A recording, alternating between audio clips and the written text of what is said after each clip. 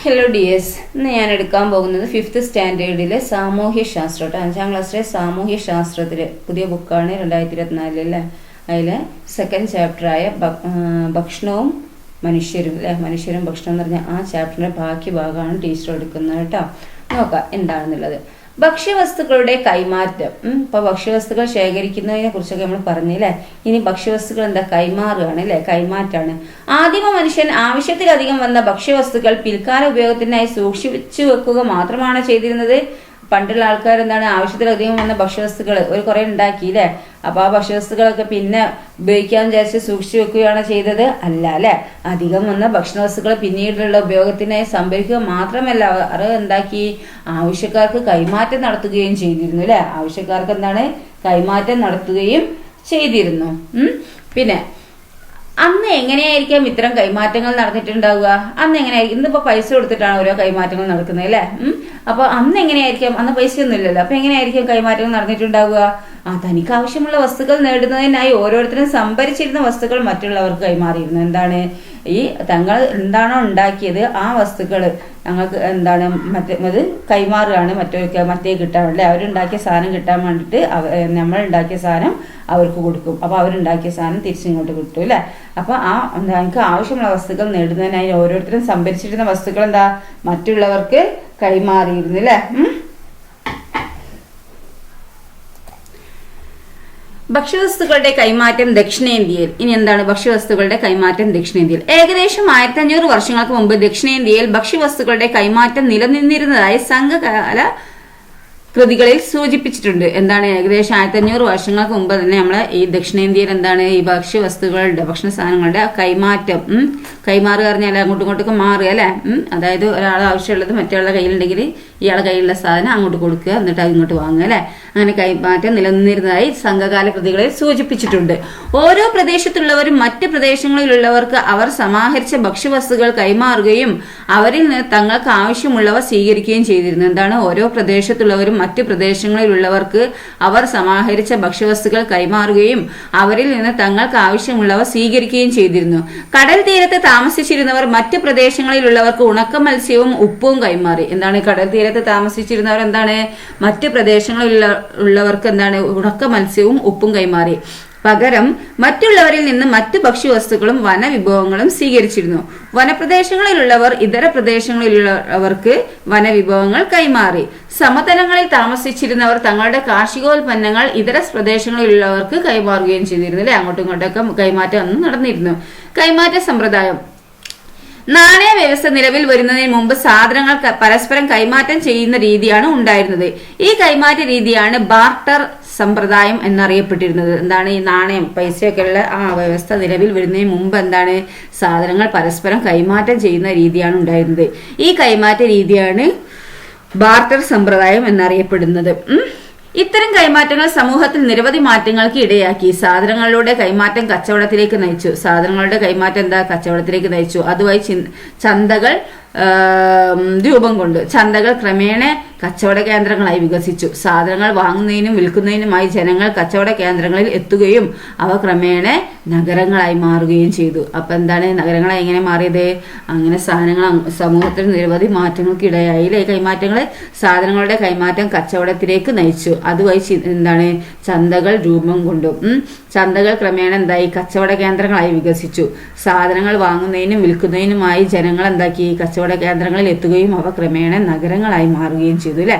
ആദ്യകാലങ്ങളിൽ കേരളത്തിലെ ജനങ്ങൾ ഭക്ഷ്യവസ്തുക്കൾ ശേഖരിക്കുന്നതിനും വിദൂര സ്ഥലങ്ങളിലേക്ക് കൊണ്ടുപോകുന്നതിനും കൈമാറ്റം ചെയ്യുന്നതിനും എന്തെല്ലാം വസ്തുക്കളും മാർഗങ്ങളുമായിരിക്കാം ഉപയോഗപ്പെടുത്തിയിട്ടുണ്ടാവുക, ചർച്ച ചെയ്യുക. എന്താണ്, പണ്ടുള്ള ആൾക്കാര് കേരളത്തിലെ ജനങ്ങൾ ഈ ഭക്ഷ്യവസ്തുക്കൾ ശേഖരിക്കുന്നതിനും അതുപോലെ ദൂര സ്ഥലങ്ങളിലേക്കൊക്കെ കൊണ്ടുപോകുന്നതിനും കൈമാറ്റം ചെയ്യുന്നതിനൊക്കെ എന്തെല്ലാം വസ്തുക്കളും മാർഗങ്ങളായിരിക്കും ഉപയോഗപ്പെടുത്തിയിട്ടുണ്ടാവുക, ചർച്ച ചെയ്യുക. എന്തായിരിക്കും, ജലമാർഗത്തിലൂടെയായിരിക്കും പോയിട്ടുണ്ടാവുക അല്ലെ.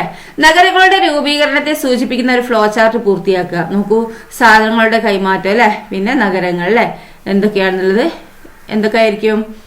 ദെൻ സാധനങ്ങളുടെ കൈമാറ്റവും നഗരങ്ങളുടെ വളർച്ചയും എന്ന വിഷയത്തെ ആസ്പദമാക്കി ചർച്ച ചെയ്ത് കൊളാഷ് നിർമ്മിച്ച് ക്ലാസ്സിൽ പ്രദർശിപ്പിക്കുക. ദേശങ്ങൾ കടന്നും ഭക്ഷ്യവസ്തുക്കളുടെ കൈമാറ്റം. ഭക്ഷ്യവസ്തുക്കളുടെ കൈമാറ്റം ഒരു പ്രദേശത്ത് മാത്രമായി ഒതുങ്ങി നിന്നിരുന്നില്ല. ദേശങ്ങൾ കടന്നും ഈ കൈമാറ്റം വ്യാപിച്ചിരുന്നില്ല. ഒരു പ്രദേശത്ത് മാത്രമല്ല ഈ കൈമാറ്റം നടന്നല്ലേ, ദേശങ്ങൾ കടന്നും ഈ കൈമാറ്റം വ്യാപിച്ചിരുന്നില്ല. ദൂരദേശത്തുള്ളവർക്കായിട്ട് കൈമാറ്റം നടന്നിരുന്നു. പ്രാചീന കാലം മുതൽ തന്നെ നമ്മുടെ നാടിന് വിദൂര ദേശങ്ങളുമായി സാധനങ്ങളുടെ കൈമാറ്റം ഉണ്ടായിരുന്നു. എന്താണ്, പണ്ടുള്ള കാലം മുതൽ തന്നെ എന്തായി, നമ്മുടെ നാടിന് ദൂരദേശങ്ങളുമായി എന്താണ് സാധനങ്ങളുടെ കൈമാറ്റം ഉണ്ടായിരുന്നു. റോമക്കാർ, ചൈനക്കാർ, അറബികൾ, പേർഷ്യക്കാർ, ജൂതർ എന്നിവരുമായാണ് പ്രധാനമായും കൈമാറ്റം നിലനിന്നിരുന്നത്. ചിത്രത്തിൽ കാണുന്ന സുഗന്ധവ്യഞ്ജനങ്ങൾ തിരിച്ചറിഞ്ഞ് അവ ഓരോന്നിനെയും കുറിച്ച് ലഘുകുറിപ്പ് തയ്യാറാക്കുക. അതൊക്കെ ഉണ്ട്, കുരുമുളക്, ഏലം, ഇഞ്ചി, എന്താണ് പൂവ്, കറാമ്പട്ട, ഇതൊക്കെ അല്ലെ. ഇന്ത്യയിൽ നിന്ന് മറ്റ് ദേശങ്ങളിലേക്ക് പ്രധാനമായും കൈമാറ്റം ചെയ്യപ്പെട്ട കുരുമുളക്, ഏലം, ഇഞ്ചി, ഗ്രാമ്പു, കറുവപ്പട്ട തുടങ്ങിയ സുഗന്ധവ്യഞ്ജനങ്ങളായിരുന്നു ഇന്ത്യയിൽ നിന്ന് കൈമാറ്റം ചെയ്തിരുന്നത് മറ്റു ദേശങ്ങളിലേക്ക്. ഇവയിൽ വിദേശികൾക്ക് ഏറ്റവും പ്രിയപ്പെട്ടത് കറുത്ത പൊന്ന് എന്നറിയപ്പെടുന്ന കുരുമുളകായിരുന്നു അല്ലെ. പ്രിയപ്പെട്ട എന്തായിരുന്നു, കുരുമുളക് അല്ലെ. കുരുമുളകിന്റെ വേറെ പേരെന്താണ്, കറുത്ത പൊന്ന് അല്ലെ. കറുത്ത പൊന്ന് എന്നാണ് കുരുമുളകിന് അറിയപ്പെട്ടിരുന്നത് അല്ലെ. മനസ്സിലാക്കി വെക്കുക കേട്ടോ, കറുത്ത പൊന്ന് കുരുമുളകാണ് കേട്ടോ. ഇന്ത്യയിലെത്തിയ പോർച്ചുഗീസ് സഞ്ചാരിയായ വാസ്കോഡ ഗാമ തിരികെ യൂറോപ്പിലേക്ക് പോയപ്പോൾ യാത്രാ ചെലവിന്റെ 60 ഇരട്ടി വിലയുടെ ചരക്കുകൾ കൊണ്ടുപോയിരുന്നതായി ചരിത്ര രേഖകളിൽ പറയുന്നു. വാസ്കോഡ ഗാമ അല്ലെ. എന്താണ്, ഇന്ത്യയിലെത്തിയ ഈ പോർച്ചുഗീസ് സഞ്ചാരിയാണ് നമ്മളെ വാസ്കോഡ ഗാമ അല്ലെ. ഇന്ത്യയിൽ ആദ്യമായിട്ട് എത്തിയാണ് അല്ലെ പോർച്ചുഗീസുകാര്. എന്താണ്, തിരികെ യൂറോപ്പിലേക്ക് പോയപ്പോൾ എന്താണ്, യാത്രാ ചെലവിന്റെ 60 ഇരട്ടി വിലയുടെ ചരക്കുകൾ കൊണ്ടുപോയിരുന്നതായി ഈ ചരിത്ര രേഖയിൽ പറയുന്നു. നിങ്ങളുടെ നാട്ടിൽ ഇപ്പോൾ കൃഷി ചെയ്യുന്ന സുഗന്ധ വ്യഞ്ജനങ്ങൾ ഏതെല്ലാം എന്നൊന്ന് അന്വേഷിച്ച് കണ്ടെത്തുക. കച്ചവടത്തിന്റെ വ്യാപനമാണ് പിൽക്കാലത്ത് വിദൂര ദേശങ്ങൾ തമ്മിലുള്ള ഭക്ഷ്യവസ്തുക്കളുടെ കൈമാറ്റത്തിലേക്ക് നയിച്ചത്. ഇത്തരം കൈമാറ്റങ്ങളുടെ ഫലമായി ഇന്ത്യയിൽ പ്രചാരത്തിൽ വന്ന ചില ഭക്ഷ്യവിഭവങ്ങളുടെ ചിത്രമാണ് ചുവടെ നൽകിയിരിക്കുന്നത്. എന്താണ്, കച്ചവടത്തിന്റെ വ്യാപനമാണ് എന്ത്, പിൽക്കാലത്ത് വിദൂര ദേശങ്ങൾ തമ്മിലുള്ള ഭക്ഷ്യവസ്തുക്കളുടെ കൈമാറ്റത്തിലേക്ക് നയിച്ചത് അല്ലെ. ഇത്തരം കൈമാറ്റങ്ങളുടെ ഫലമായി എന്തായി, ഇന്ത്യയിൽ പ്രചാരത്തിൽ വന്ന ചില ഭക്ഷ്യവിഭവങ്ങളുടെ ചിത്രമാണ് ചുവടെയുള്ളത്. പേരക്ക, പപ്പായ, കൈതച്ചക്ക, കശുവണ്ടി, മരച്ചീനി, ഉരുളക്കിഴങ്ങ്. ചിത്രത്തിൽ കാണുന്ന എല്ലാ ഭക്ഷ്യവിഭവങ്ങളും നിങ്ങൾക്ക് പരിചിതമല്ലേ. ഈ ഭക്ഷ്യവിഭവങ്ങളുടെ ഉത്ഭവം നമ്മുടെ നാട്ടിൽ തന്നെയാണോ? അന്വേഷിച്ച് നോക്കൂ. തിരിച്ചറിയൽ കാർഡ് നിർമ്മിക്കുക. ഇതൊക്കെ നമ്മളെ നാട്ടിൽ തന്നെ ഉണ്ടായതാണ്. അതൊക്കെ വിദൂര ദേശങ്ങളിലുള്ളതാണ് അല്ലെ. നമ്മൾ ഇങ്ങോട്ട് കൊണ്ടുവന്ന് ഇവിടെ കുഴിച്ചിട്ട് ഉണ്ടാക്കിയെന്നേ ഉള്ളൂ അല്ലെ. പേരക്കിന്റെ നോക്കൂ, ജന്മദേശം മെക്സിക്കോ ആണ് അല്ലെ. എന്താണ്, ഉഷ്ണമേഖലയിലെ ആപ്പിൾ എന്ന് അതിന് പറയാ. പോർച്ചുഗീസുകാരാണ് ഇന്ത്യയിൽ എത്തിച്ചത് അല്ലെ. വിറ്റാമിൻ എ, ബി, സി തുടങ്ങിയവ അടങ്ങിയിട്ടുണ്ട്. ഇനി കപ്പന്റെ എങ്ങനെയാണ്, ഏതാണ്? ഇതുപോലെ മറ്റ് ഭക്ഷ്യവിഭവങ്ങളുടെ ജന്മദേശം കണ്ടെത്തി തിരിച്ചറിയൽ കാർഡ് തയ്യാറാക്കുക. നിങ്ങൾ തയ്യാറാക്കിയ തിരിച്ചറിയൽ കാർഡുകൾ ക്ലാസ്സിൽ പ്രദർശിപ്പിക്കുക കേട്ടോ. ഭക്ഷ്യവിഭവങ്ങളുടെ കൈമാറ്റം ഇപ്പോഴും തുടരുന്നുണ്ട്. കച്ചവടത്തിന് പുറമെ തൊഴിൽ തേടിയും വിദ്യാഭ്യാസത്തിനും വിനോദത്തിനും മറ്റുമായി ലോകത്തിന്റെ വിവിധ ഭാഗങ്ങളിലേക്ക് മനുഷ്യൻ ഇന്നും സഞ്ചരിച്ചു കൊണ്ടിരിക്കുന്നത് ഈ വിനിമയം കൂടുതൽ വ്യാപകമാക്കുന്നു. എന്താണ്, ഭക്ഷ്യവിഭവങ്ങളുടെ കൈമാറ്റം ഇപ്പോഴും തുടരുന്നുണ്ട് അല്ലെ. കച്ചവടത്തിന് പുറമെ എന്താണ്, തൊഴിൽ തേടിയും വിദ്യാഭ്യാസത്തിനും വിനോദത്തിനും മറ്റുമായി ലോകത്തിന്റെ വിവിധ ഭാഗങ്ങളിലേക്ക് എന്താക്കി മനുഷ്യൻ ഇന്ന് സഞ്ചരിച്ചു കൊണ്ടിരിക്കുന്നത് ഈ വിനിമയം കൂടുതൽ വ്യാപകമാക്കുന്നുണ്ട്.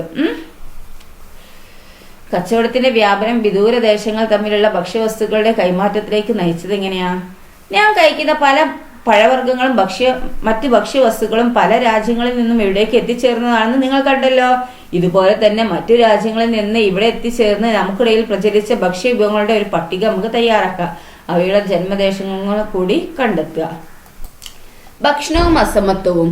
ഭക്ഷണവുമായി ബന്ധപ്പെട്ട് നമ്മുടെ നാട്ടിൽ പലതരത്തിലുള്ള അസമത്വങ്ങൾ നിലനിന്നിരുന്നു. സാമൂഹികമായ അസമത്വങ്ങൾ എല്ലാ വിഭാഗം ജനങ്ങളും ഒരുമിച്ചിരുന്ന് ഭക്ഷണം കഴിക്കുന്നതിൽ തടസ്സമുണ്ടാക്കി അല്ലെ. ഈ ഭക്ഷണവുമായുള്ള അസമത്വങ്ങൾ എന്താക്കി നമ്മുടെ നാട്ടിലും ഉണ്ടായിരുന്നില്ലേ. സാമൂഹികമായ അസമത്വങ്ങൾ എന്താക്കി എല്ലാ വിഭാഗം ജനങ്ങളും ഒരുമിച്ചിരുന്ന് ഭക്ഷണം കഴിക്കുന്നതിൽ തടസ്സമുണ്ടാക്കി. ഈ വിവേചനത്തിനെതിരെ സാമൂഹിക പരിഷ്കർത്താവായ സഹോദരൻ അയ്യപ്പന്റെ നേതൃത്വത്തിൽ എറണാകുളത്തെ ചെറായിയിൽ മിശ്രഭോജനം നടത്തുകയുണ്ടായി. എന്താണ് മിശ്രഭോജനം?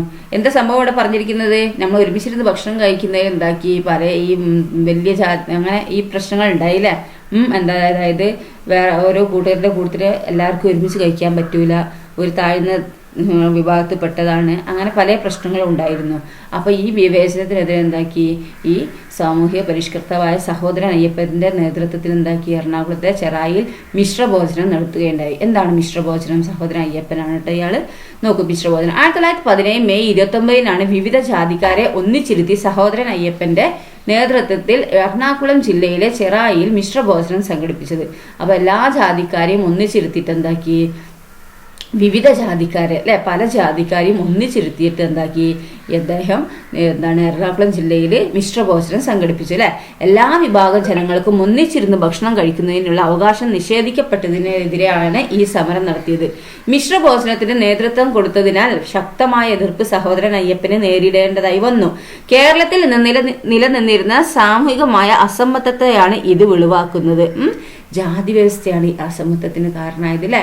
അപ്പോൾ എന്താണ് ഈ സമരം നടന്നത്? എന്താണ്, ഈ താഴ്ന്ന ജാതിക്കാരും മേൽജാതിക്കാരും ഉണ്ട് അല്ലേ. അപ്പോൾ മേൽജാതിക്കാരെ കൂടുതൽ താഴ്ന്ന ജാതിക്കാർ ഭക്ഷണം കഴിക്കരുതെന്ന് പറഞ്ഞു അല്ലേ.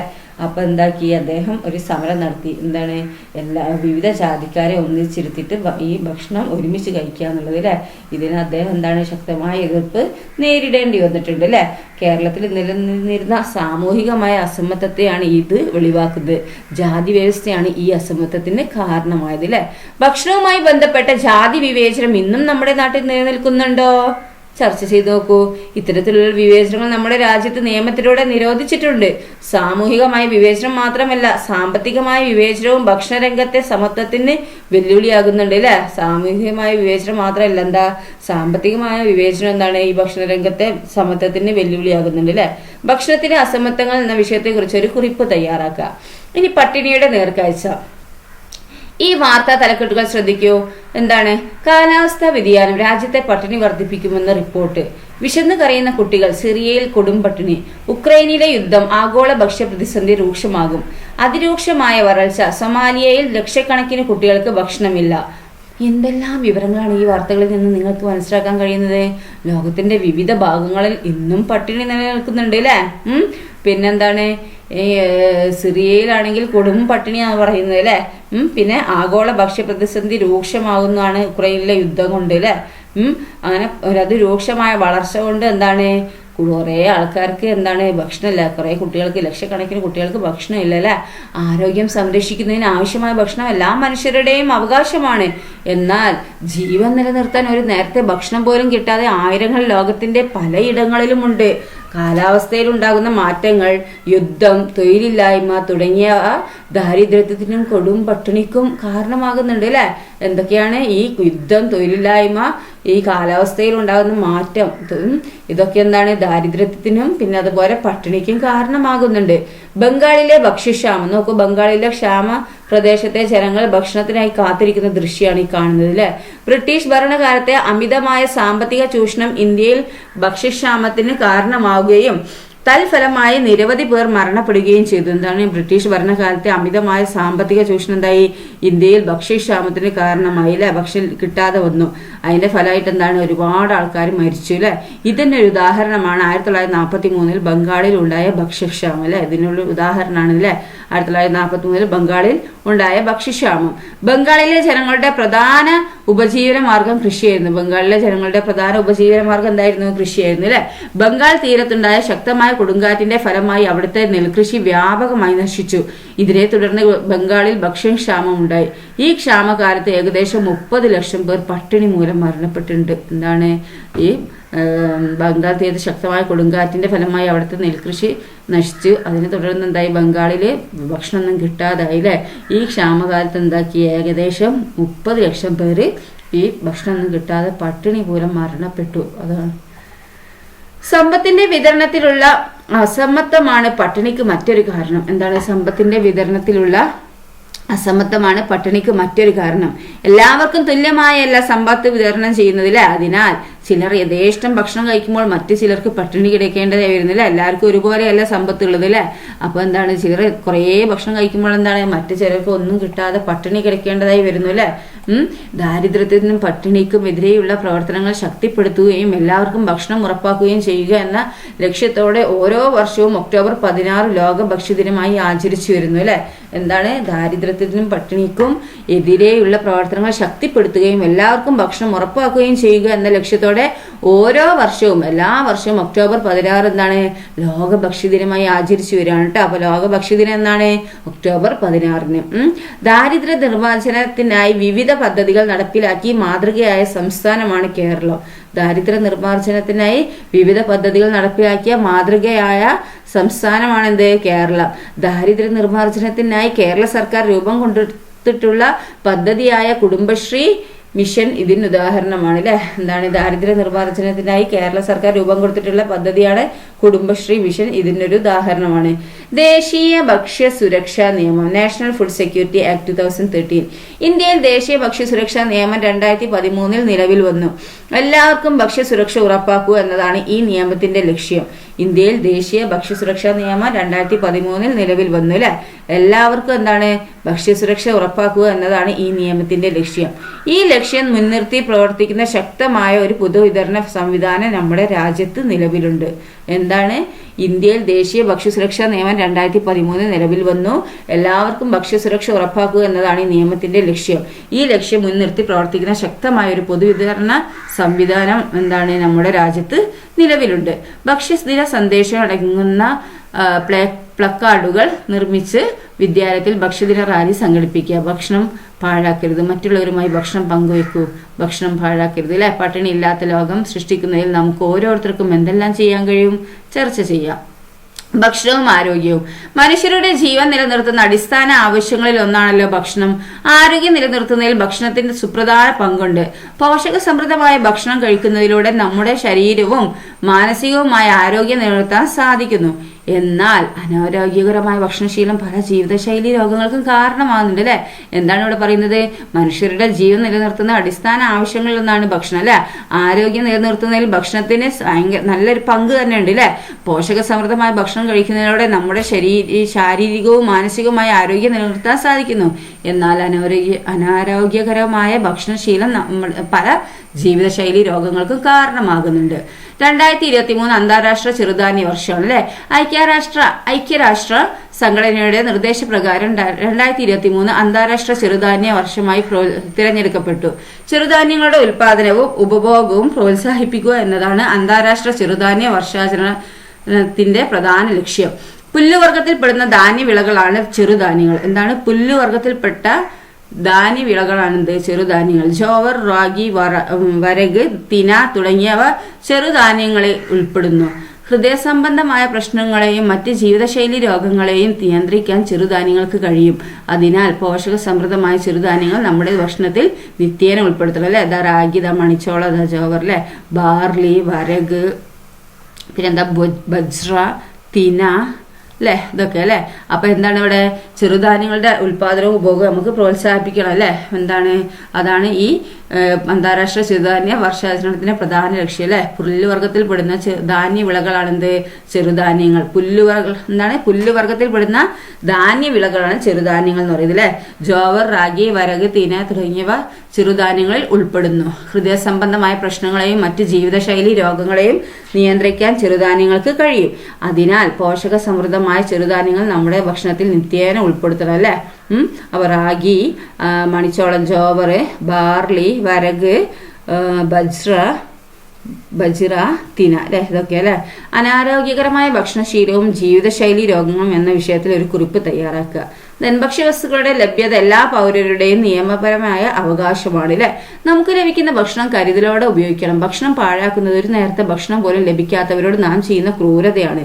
മറ്റുള്ളവർക്ക് കൂടി അവകാശപ്പെട്ട ഭക്ഷണമാണ് നാം പാഴാക്കുന്നത് എന്ന തിരിച്ചറിവ് ഓരോരുത്തർക്കും ഉണ്ടാവണം അല്ലെ. അപ്പൊ ഭക്ഷ്യവസ്തുക്കളുടെ ലഭ്യത എല്ലാ പൗരരുടെയും എന്താണ് നിയമപരമായ അവകാശമാണ് അല്ലേ. നമുക്ക് ലഭിക്കുന്ന ഭക്ഷണം എന്താണ്, നമ്മൾ കരുതലോടെ ഉപയോഗിക്കണം അല്ലേ. ഭക്ഷണം വെറുതെ കളയാൻ പാടില്ല അല്ലേ. ഒരു നേരത്തെ ഭക്ഷണം പോലും ലഭിക്കാത്തവരുണ്ട് നമ്മുടെ ഈ ലോകത്ത് അല്ലേ. അപ്പം അവർക്ക് ചെയ്യുന്ന ഏറ്റവും വലിയ ക്രൂരതയാണെന്ത്, നമ്മളെ ഭക്ഷണം പാഴാക്കുക എന്നുള്ളത് അല്ലേ. അപ്പം മറ്റുള്ളവർക്ക് കൂടി അവകാശപ്പെട്ട ഭക്ഷണമാണ് നാം പാഴാക്കുന്നത് എന്ന തിരിച്ചറിവ് ഓരോരുത്തർക്കും ഉണ്ടാവണം. അപ്പോൾ നമ്മൾ ഈ ചാപ്റ്റർ ഇത്രയേ ഉള്ളൂ കേട്ടോ. അപ്പോൾ അടുത്ത ചാപ്റ്റർ ടീച്ചർ അടുത്ത വീഡിയോയിൽ അപ്ലോഡ് ചെയ്യാം. ഇതുവരെ എടുത്ത ഭാഗങ്ങളൊക്കെ നന്നായി മനസ്സിലാക്കുക കേട്ടോ. Okay, thank